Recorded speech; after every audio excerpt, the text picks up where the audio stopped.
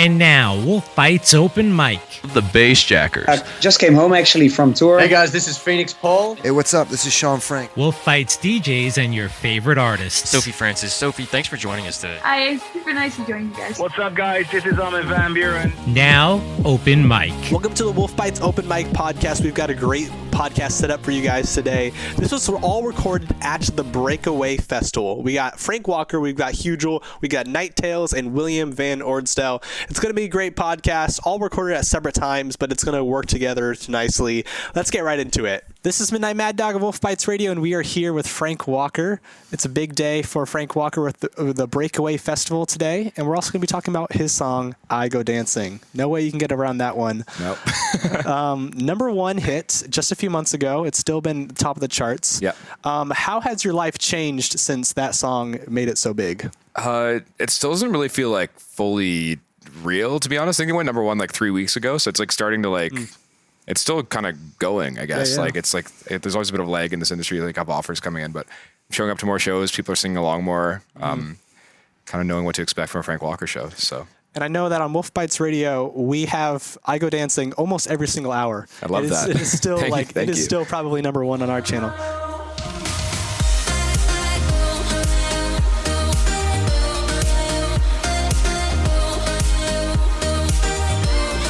As you go to more shows, as you get hired for more shows, are you at a point where it feels like just another part of your life, or is it still like, this is all crazy, this is all happening all to me, and you're still like trying to figure it out? a bit of both. Like I've been touring quite a bit the last year, but it's a lot of opening with Kygo. I have the same management team, so I'm on the road quite a bit. But now it's more like they're becoming more Frank Walker shows and less of a Kygo show or less of another artist I'm supporting. So it's fun in a way because like I'm like able to shape the sound a bit more. It's not like I'm opening up and queuing up the night for someone else. So yeah, it's changing definitely in a good way.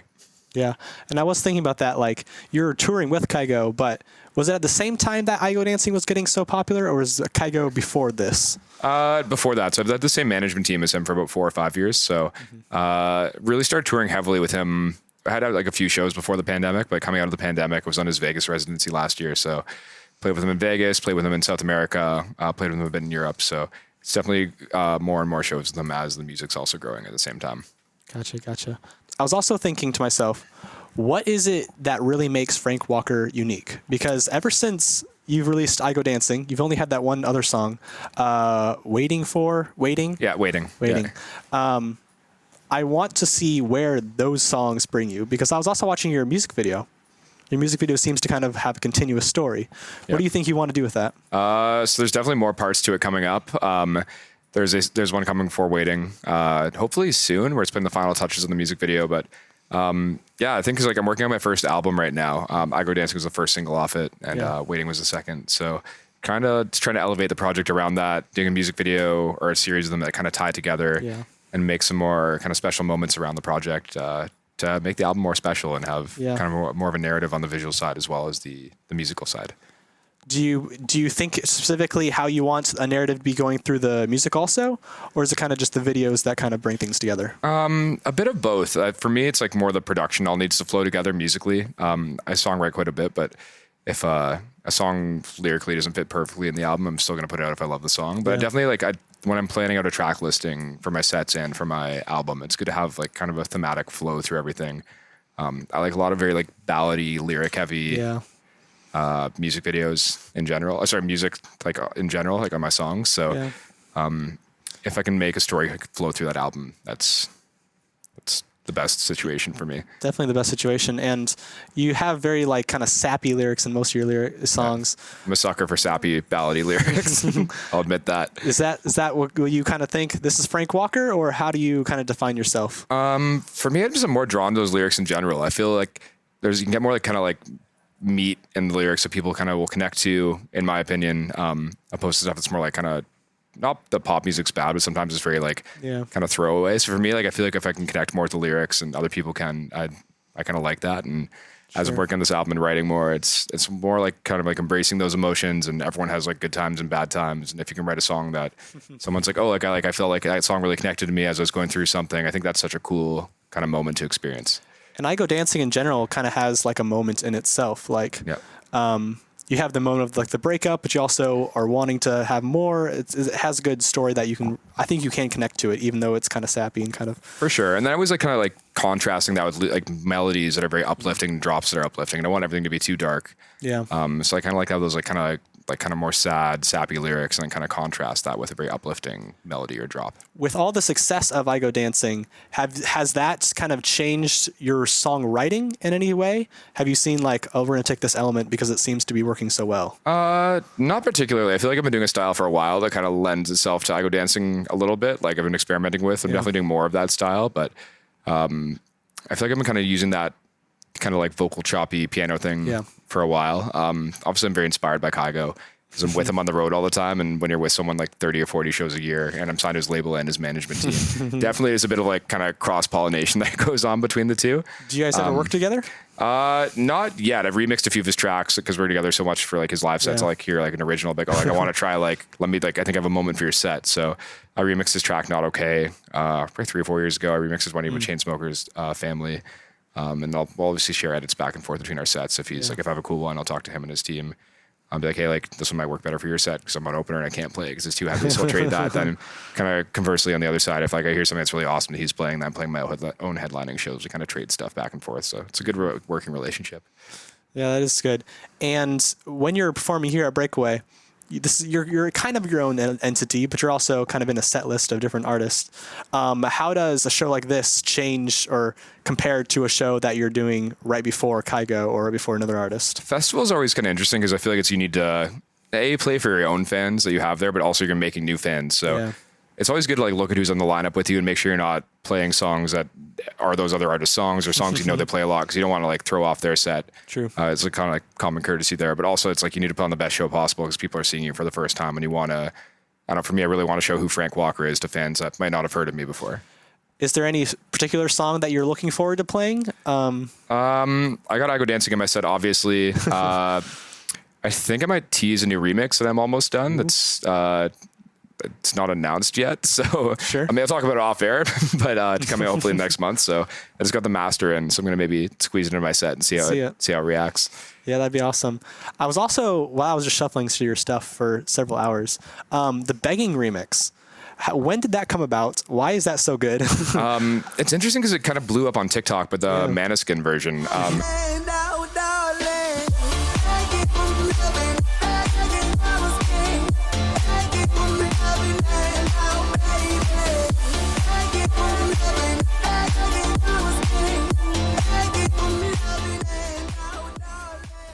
Right around then, Kygo's Norwegian. Maddog, the original like artist from the version that I remixed, is also Norwegian. I didn't know that till they reached out to my team. Like, hey, we'd love for one of your artists on the roster to remix Begging. And I raised my hand up because I love the original song and jumped on it and put a nice little piano house spin on it. And it's doing well. I actually, when I heard the remix, I'm like, of course everyone knows this song, but I was actually surprised that there was original version. I thought the main skin version was the original. Yeah, there's been like 4 or 5 big covers. I think the original was in like the 60s or something, like 70s maybe, but it's like it's been redone 4 or 5 times now.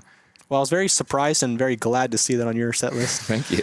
And I don't know if it's too old for you to keep playing, but no, I keep playing that one out. It still goes off every show. So yeah, is there any song that when you play this one song, it always goes off? There's a few. Like I always mix in a Avicii track or two into my set because I think he's like my favorite producer and he's a lot of people's favorite producer and he inspired me to get into dance music. So I'll always throw an Avicii track or two in there because they always go off because everyone loves Avicii. And then try to switch it up from set to set. So if people are seeing me again, they're not always getting the same show, but that's like Avicii's always kind of a staple in the show. Do you ever plan out your whole sets in the sense of, these are the 30 songs we're definitely going to play? It depends on the environment. Like clubs will kind of wing it a bit more because you never know what the crowd's going to be like. Sometimes you're going to a market you've never played before. So you kind of have to be like ready to be on your toes. Like if I'm playing a 2-hour set, I'll come in with like 4 or 5 hours of songs I like and then bounce around in there. If I need to, I can jump to older set lists. Festivals, because they're more like tightly timed. Like I have like exactly 45 minutes today and you can't go over because you get cut off usually. And we have like special effects and stuff. So for today, I know like I have a better idea of what I'm going to play in my set. Just because like there's no real wiggle room to like to go over. That does remind me. So right when I Go Dancing came out, we on WolfBytes Radio had a mix from you that you sent in. I don't know if you sent it just to us or to many different radio channels.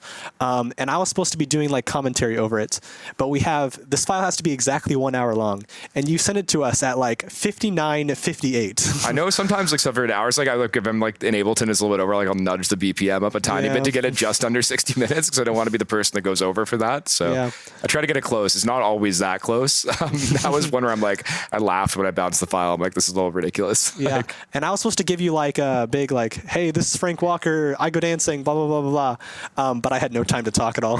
next time I send you guys a mix, I'll give you a bit of breather room in there so you can talk. And we definitely love to have mixes. I know we have commercial-free mixes from like 9 to 2, and we would throw you in if you had it. Amazing. I'll send some more over. For sure. We'll get connected after the interview. Right on. And I think we're just about out of time. Perfect.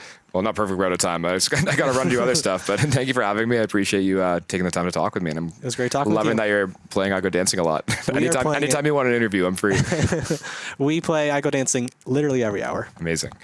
Ladies and gentlemen, this is Midnight Maddog and with WolfBytes Radio, and we are here with Hugel. He just arrived back in America and performed in Austin, Texas last night. He's going on to the Breakaway Festival in just about 45 minutes. What is it like traveling all over the world and back-to-back shows? Well, that's the life I always wanted. Mm-hmm. But it's a little bit tiring when you're living it every day, living at the airport. Yeah. It's like... I mean, it's amazing. Don't get me wrong. You get to see a lot, but you need to be trained because like you don't sleep much, and it's like, I'm becoming a pro at like micro napping. How much have you slept in the past like 24 hours? I had 2 hours before my set, 2 hours after my set, and I had 1 hour and a half before to come here. Right on. So how long was the flight from? First, you came from Europe. You came down to Texas. Right? No. So when I'm touring America, I'm based in Miami. Gotcha.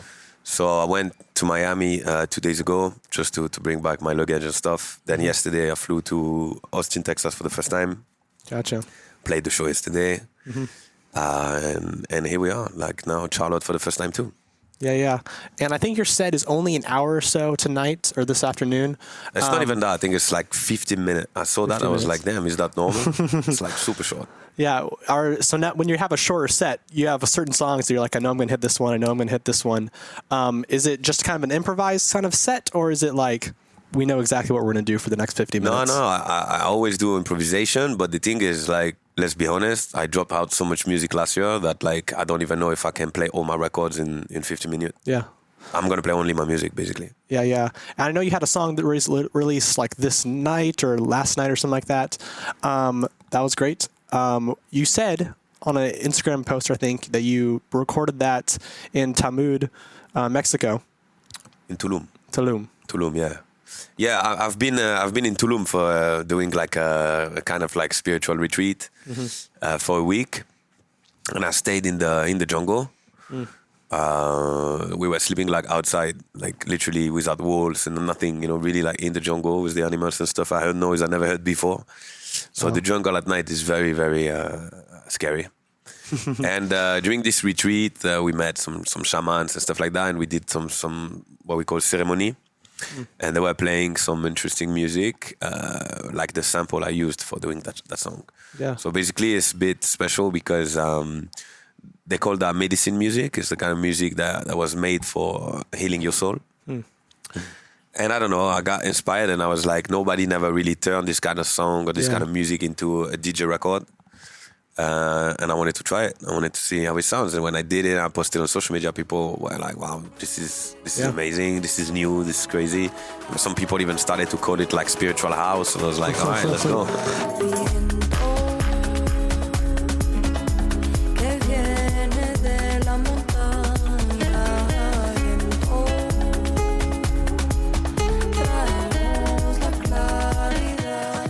So we released and that's it. Now we will see what the people...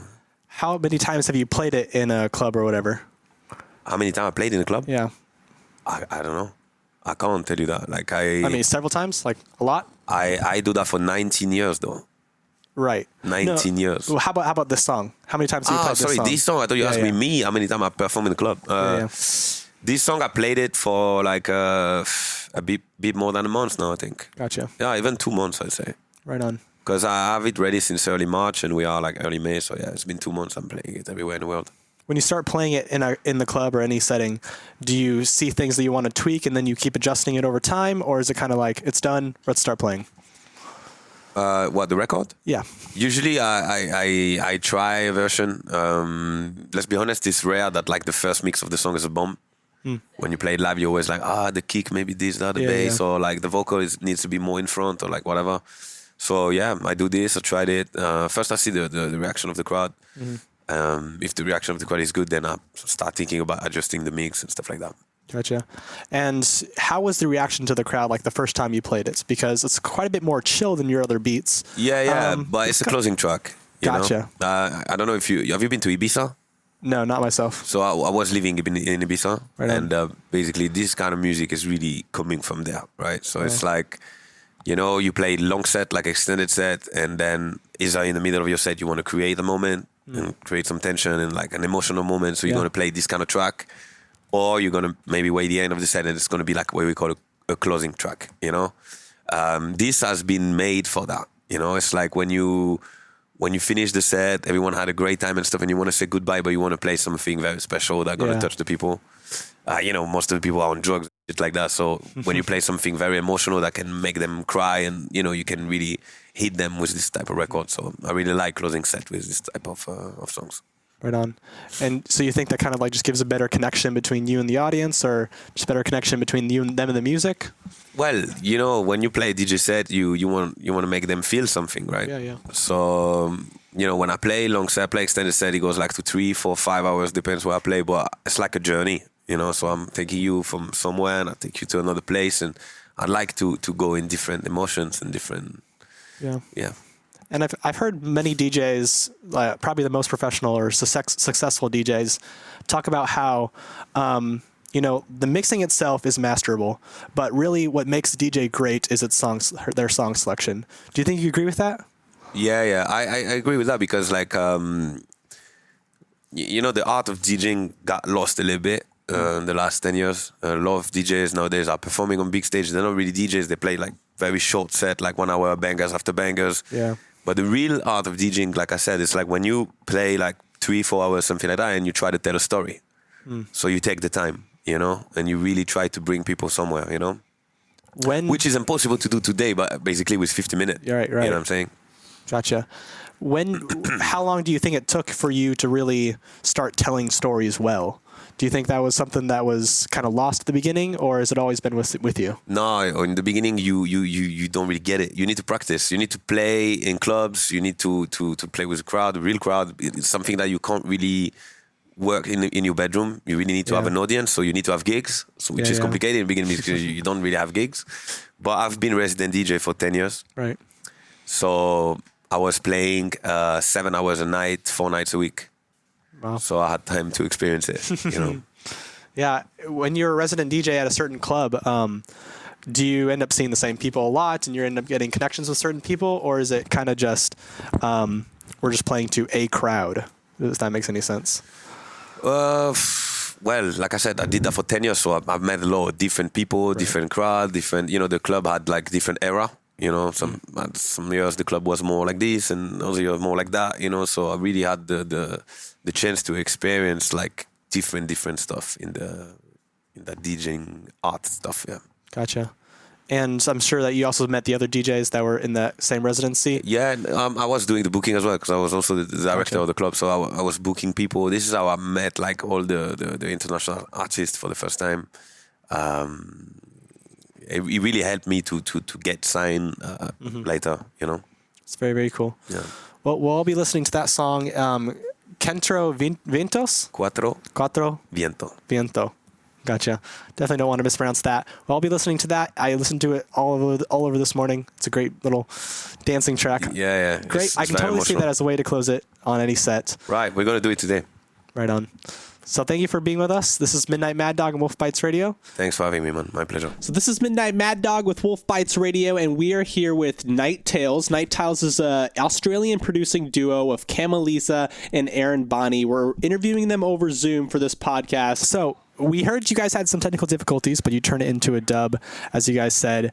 What is your favorite song to perform? And if you guys aren't familiar with Night Tales, they perform their songs live. They have these drum pads, they're singing along. What is your favorite song to perform at a concert? All of them. Yeah, for me personally, I love the opener only if it like really gives the crowd a lot of energy, and we arrive pretty boldly when we play that. So that's a good starter. Gotcha. And I know that listening to your music, you've got a good high energy to your stuff. However, you're also having very like intentional and kind of emotional lyrics. Where do those two energies kind of interplay with each other? And do you think that kind of works nicely? I think it's so we both had previous respective projects which were quite emotional. Like Cam has like a hip hop and R&B project, and I had a project like more kind of emo pop. And what we wanted to do is we wanted to move out of that lane and make more dance focused music, but we still took a lot of that DNA from both of those projects and morphed into Night Tales. So we kind of see it as like sing-songer, writer over electronic music. So there's always going to be, on most of the songs, apart from the new ones coming out, it's literally like verse, pre-chorus, verse, that kind of stuff. So yeah, we're really passionate about songwriting. We love telling a story in our music, and that type of element is sometimes missing from dance music. So it's good to add a little bit of that in there. I definitely think it's missing from dance music. Like anyone can jump and dance to like "I'm Good" by David Guetta, but when you hear like more of like the intentional lyrics of like "Patience" or something like that from you guys, I think that it really just connects differently with the audience. Do you feel much? How much of a connection do you feel at your concerts with the crowd that you are showing off to? I know you had concerts last year. We recently did our debut album tour, Proof, back in November. Yeah. And that was really great because it was our first ever headline tour across the States. And, you know, we played in really small, intimate rooms, you know, between like, you know, 100 to 200 to 300 people. And it was really great because, you know, we had some OG Night Tales fans and then people that love the new music, and be able to interact with them and you know, bare our souls, and for them to sing back to the music as well was really, really great. So were you talking with them after the shows and everything like that, interacting with the fans?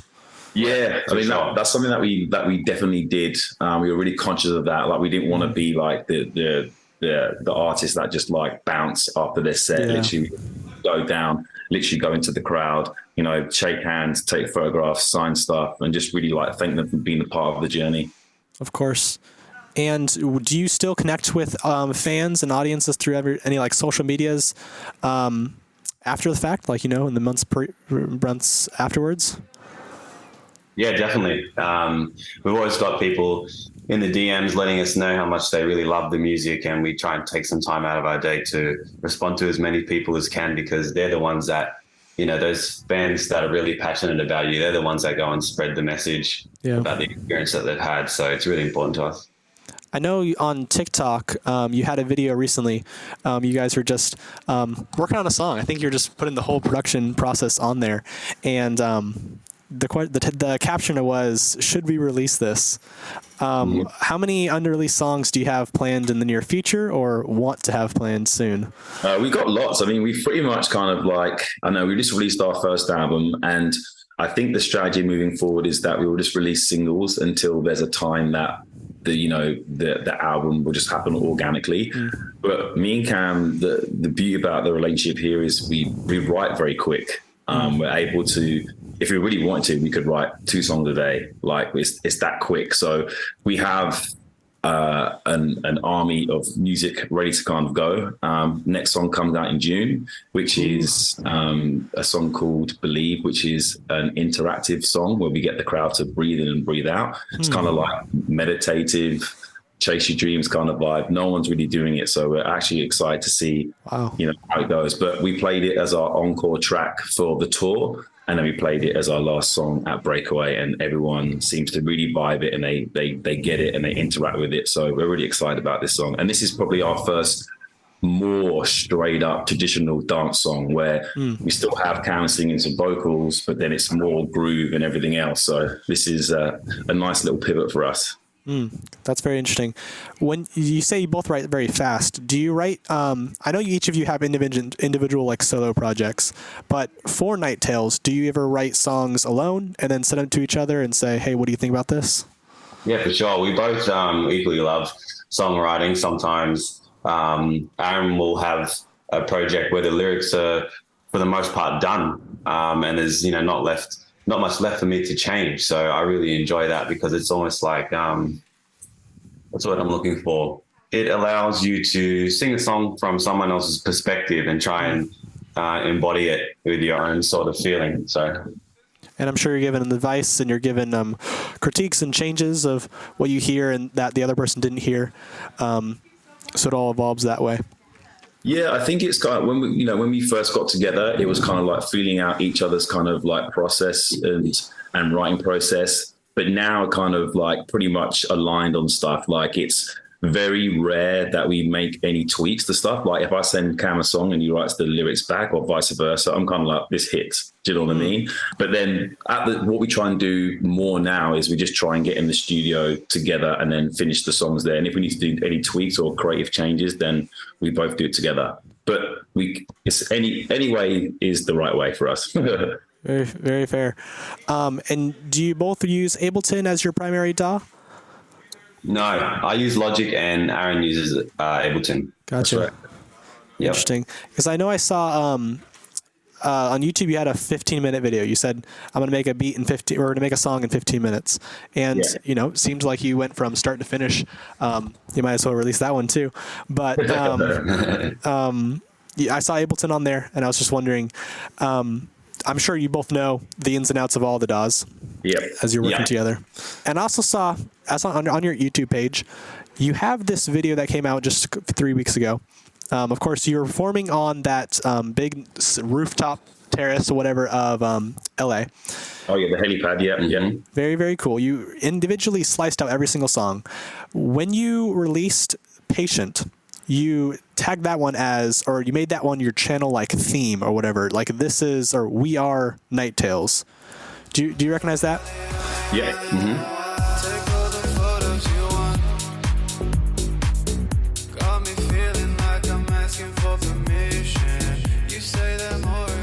So how much of an intentional choice was it to choose Patient as the We Are Night Tales video?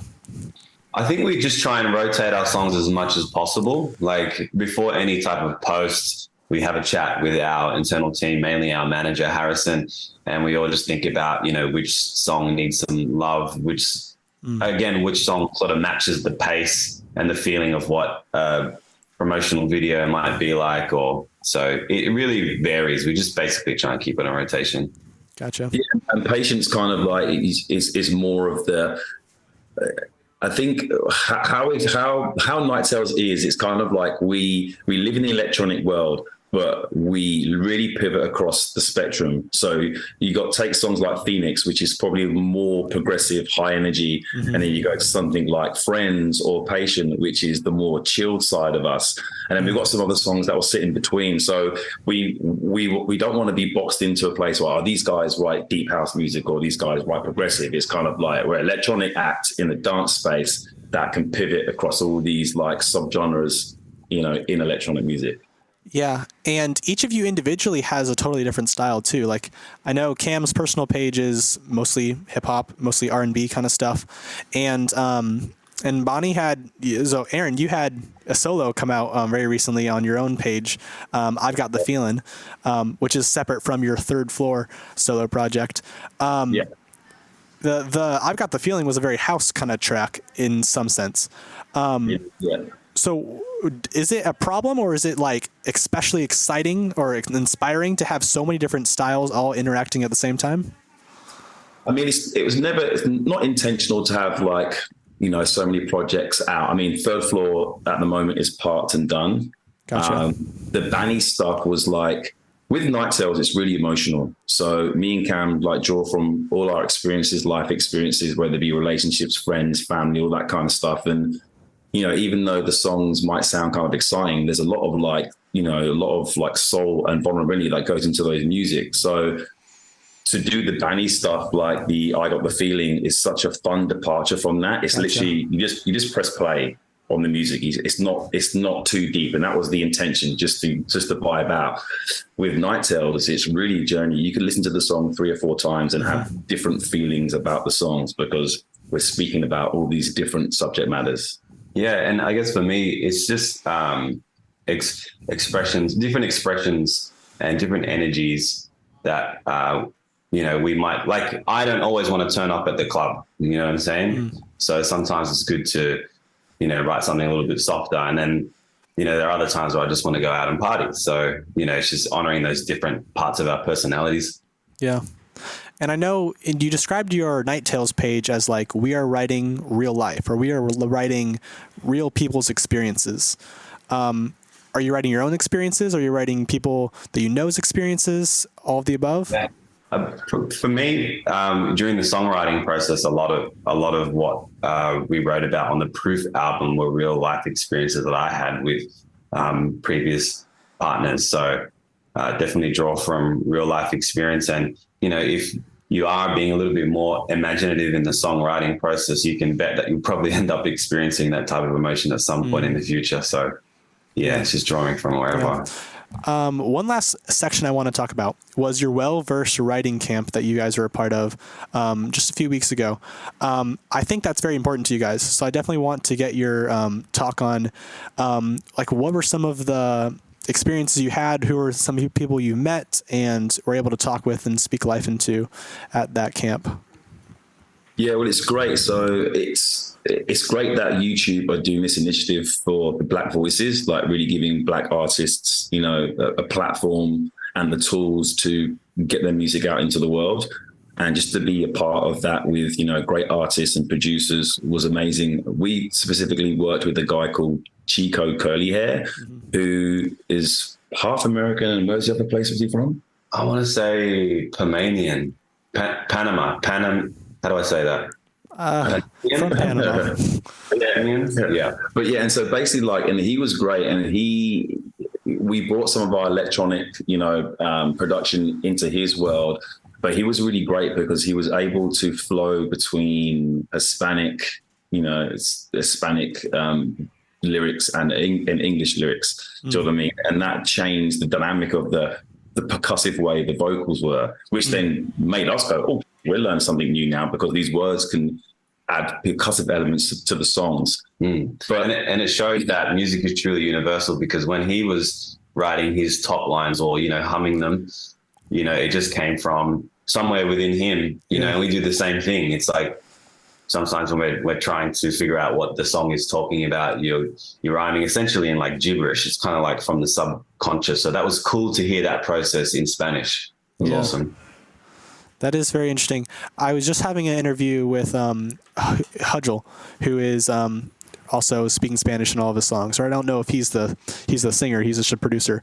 But I did also recognize that, like, how often do you collaborate with American artists? How often do you are English-speaking artists? And I recognize that he was able to bring in lots of different perspectives and different ways of writing, depending on who is he interacting with. Yeah, we're pretty adaptable. We enjoy writing with all different styles of people. We've got a bit of a target list that we want for our next releases, so fingers crossed that can happen. Our publishing team at Ultra, they're always sending us different artists and stuff that we can work with. But you know, we're pretty insular. You know, we do a lot of it ourselves. But, you know, if it fits, it fits. Yeah, it's kind of like, I mean, even though we've in the past got compared to Rufus quite a lot, which we're trying to move away from, it's not intentional, but you see they very rarely collaborate with anybody. They might collaborate on the writing space, but in terms of features, there's not many. And obviously for us, it's just trying to establish more of like who we are as Night Tales. But as we grow and expand, then those collaborations and opportunities will come up, and then we'll make sure we pick the right. We can't say who we're writing with now, but with one of the next songs that we have a UK English rapper on one of the songs. Gotcha. So that's starting to kind of like spread the collaboration and have more of an international feel. So we're really excited about that.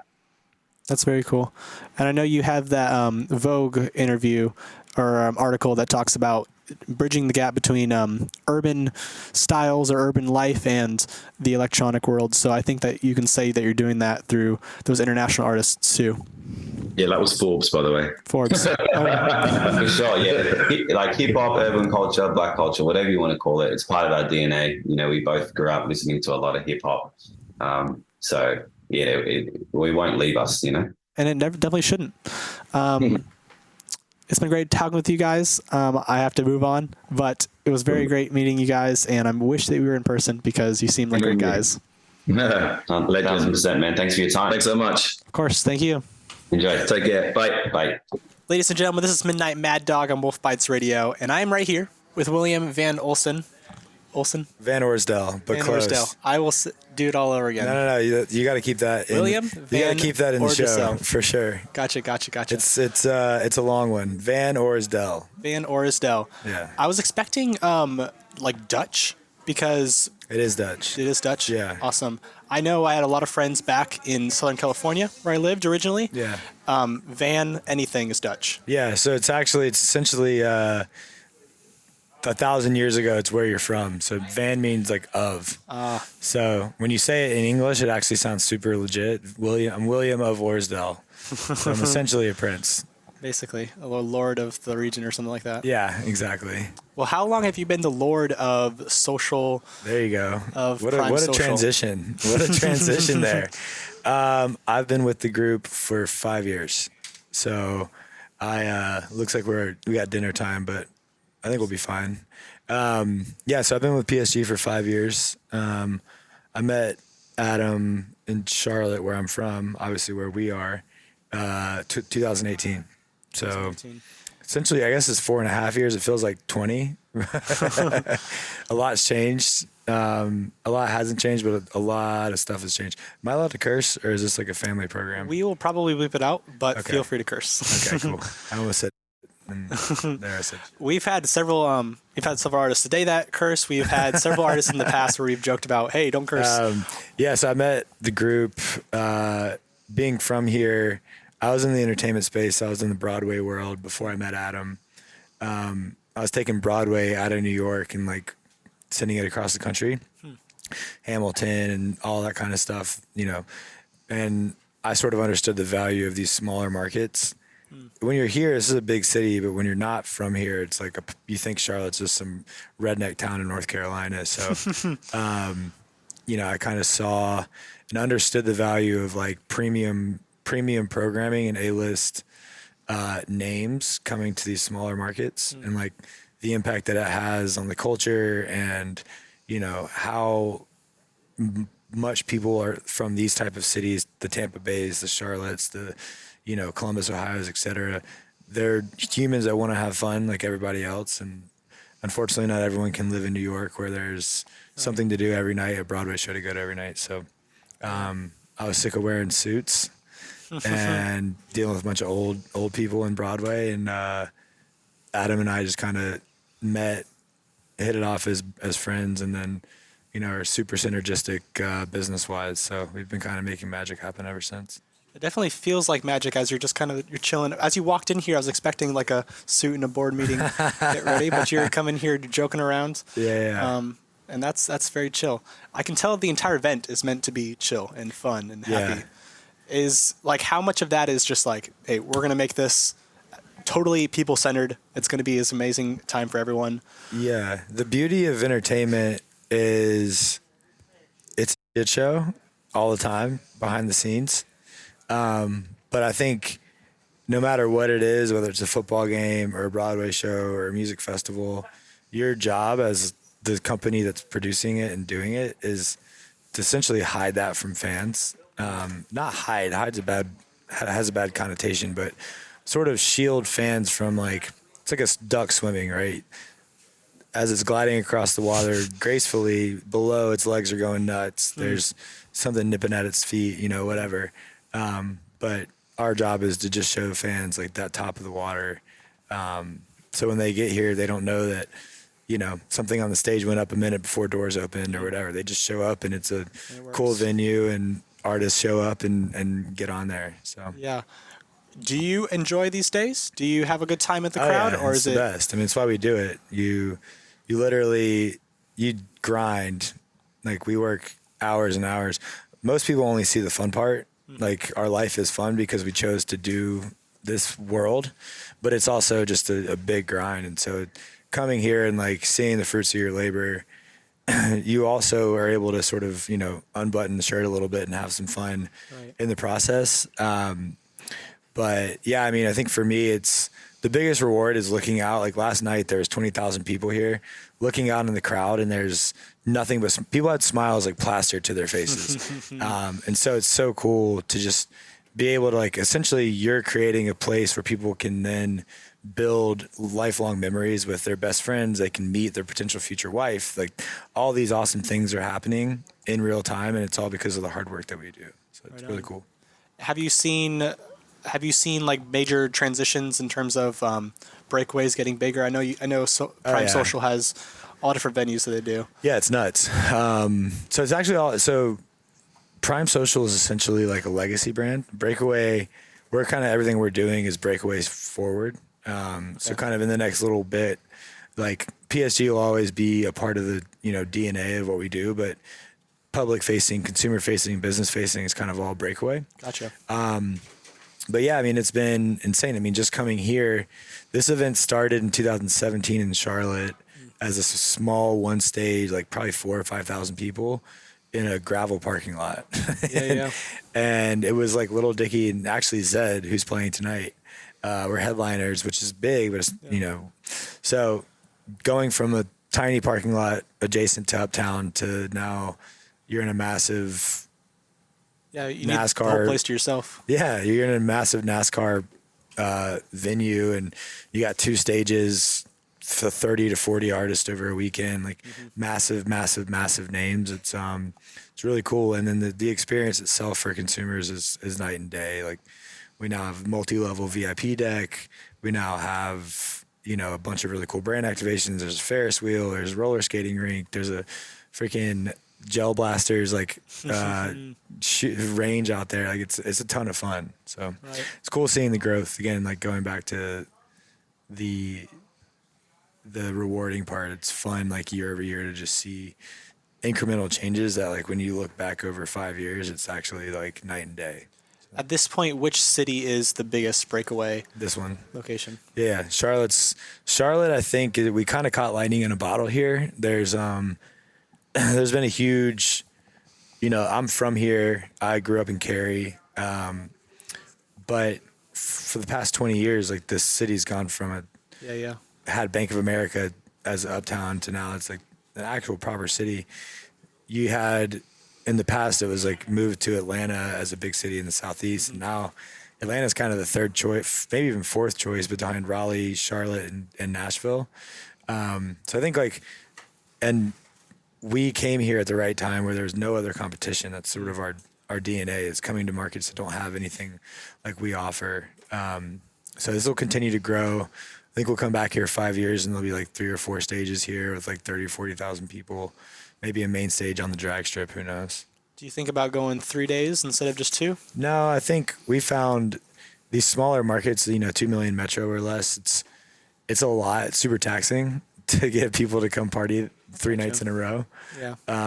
Every time we've done it, we've seen the Sunday show is like half of normal size. Makes sense. So it monetarily doesn't make sense, and it's taxing on the staff, and it kind of knocks your whole entire business back a few days because we already give people Monday off from a Saturday festival. So you're talking about starting a work week like Wednesday. So we've kind of just shot that one down. But that's fair. I'm thinking about just expanding in general. Do you have other cities that you're going to be starting up in? Yeah. I'm not at liberty to say which. Sure. But definitely, we're in 6 markets this year. 7 total festivals. We're in 6 markets. This year we just added Boston, which we're super excited about.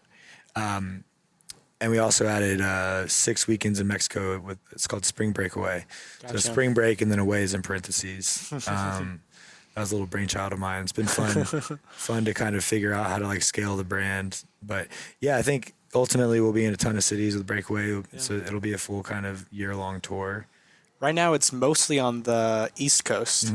And we got San Francisco as our little outlier. Yeah. I was wondering, like, how that works going more south, more to the west, or there's even smaller cities in the Midwest or in the even like around Colorado or something like that.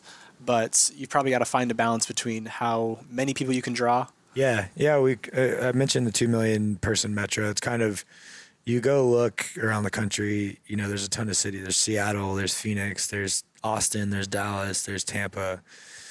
You know, the list goes on of places that make a ton of sense for us to be, that don't have much competition. Boston's a perfect example. There was no music festival during the entire calendar year. There's over 1 million college students within the metro area. There's a huge population of young professionals. So we kind of just look at it holistically across the country, what makes sense, and geographically what makes sense for our staff and for the brand itself. So we got some westward expansion. We'll be in the middle of the country. We'll stay heavy in the southeast. We'll keep going northeast. We'll be international, more than just Mexico. We got big plans. I'm impressed and surprised and so glad to see how business-minded you seem to be, but also you're just casual. You're just a fun guy. I like to think I blend both the fun world and the business world. I can come out here and do my thing, and I can walk into a boardroom in New York and kind of own that as well. So it's been fun for sure. That's very right. This has been great. It's been great to meet you. Yeah, likewise. I don't think we've ever had like a CEO, or you're not a CEO, vice president of any company on WolfBytes Radio. But we're music. Well, that'll change, and it's actually not even my title, but it's all good. It's just what's on my LinkedIn, I think. But yeah, no, I think I think you're doing your thing. I think it's important to like continue just doing it. You know, people. The hardest part for anything is just starting, and so I commend you for going for it, because everybody has ideas, but they don't act upon them. And so it's all about like getting the momentum.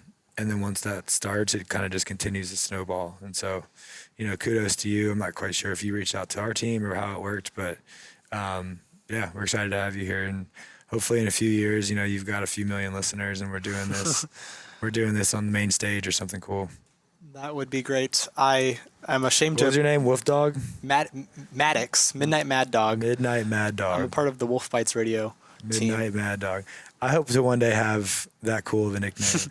Well, there's a kind of a brief story, I guess, about my name. I was just going to be Mad Dog at first, and then my radio DJ the head DJ of our station put me on at midnight. And I thought the way he wrote my name, I thought it was Midnight Mad Dog. He wanted me to change it or something like that. And I just saw it, and I'm like, and then it stuck. That's cool. It's the thing about nicknames; they just stick. Yeah. Once you get dubbed once, there's no going back. I don't know if he actually dubbed me though. I think I just dubbed myself. So we had a kid named we named him Tuna, one of our pledges in college, and he was Tuna forever.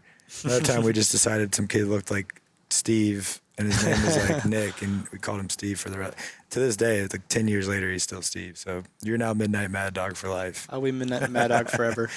Cool, man. Well, thanks for having me. Great to have you. Hope you guys like that podcast with all those artists and even the vice president of Prime Social. Make sure you follow us wherever you find podcasts on the WolfBytes Open Mic podcast, and you also can find us on WolfBytes Radio on YouTube. See you guys later.